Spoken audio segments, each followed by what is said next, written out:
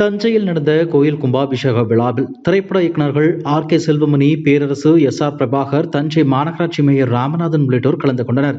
இந்த நிகழ்வை தொடர்ந்து இயக்குநர் பேரரசு பேசும்போது, மலையாளம் என்றில்லை, எந்த சினிமா துறையில் பாலியல் குற்றச்சாட்டுகள் கூறினாலும் அது உண்மையாக இருந்தால் தவறு செய்தவர்கள் நிச்சயம் தண்டிக்கப்பட வேண்டும். தவறு செய்திருப்பது உறுதி செய்யப்பட்டால் அவர்களுக்கு வாய்ப்பு வழங்காமல் சினிமா துறையும் அவர்களை ஒதுக்கி வைக்க வேண்டும்.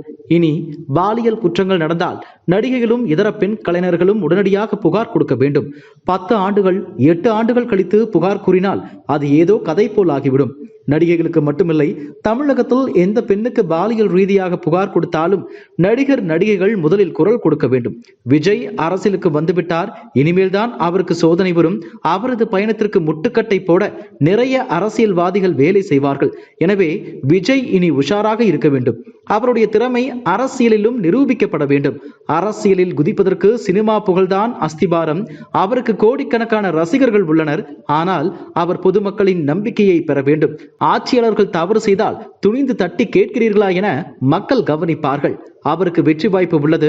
சீமான், அண்ணாமலை போன்றவர்கள் மக்களை சந்தித்து பேசி வாக்கு வங்கியை அதிகரித்துள்ளனர். ஆனால் விஜய் சாருக்கு அப்படி இல்லை. ஒரு அறிக்கை போதும் 10% வாக்கு வங்கி கிடைக்கும். சீமான், அண்ணாமலை போன்றவர்கள் கஷ்டப்பட்டு 10 ஆண்டுகளாக வளர்த்ததை வெறும் 10 மாதங்களிலேயே விஜய் பெற்றுவிட்டார். ஆட்சி அமைப்பதற்கு இது போதாது, மக்கள் நம்பிக்கையை பெற வேண்டும் என பேரரசு தெரிவித்துள்ளார். நடிகர் விஜய் தமிழக வெற்றிக் கழகம் என்ற பெயரில் அரசியல் கட்சியை கடந்த பிப்ரவரி மாதம் தொடங்கினார். இதைத் தொடர்ந்து அவர் 2026ஆம் ஆண்டு நடக்கும் தேர்தலில் போட்டியிடுவார் என அறிவித்திருந்தார். அதற்காக தற்போது அவர் நடித்துள்ள கோட் படம் தான் கடைசி படம் என்றும் தெரிவித்திருந்தார். இதையடுத்து விஜய் தனது கட்சி கொடியை அறிமுகப்படுத்தினார். அதில் 2 போர் யானைகளுடன் வெற்றிக்கான வாகை மலர்கள் இருந்தன. இந்த நிலையில் விஜயின் தாவேகா கட்சிக்கு தேர்தல் அங்கீகாரமும் இன்று கிடைத்துவிட்டது. இதை விஜய் கட்சி நிர்வாகிகள் பட்டாசு வெடித்தும் இனிப்பு வழங்கியும் கொண்டாடி வருகிறார்கள். இந்த நிலையில் அவருடைய கட்சியின் முதல் மாநாடு விக்கிரவாண்டியில் நடைபெறுகிறது.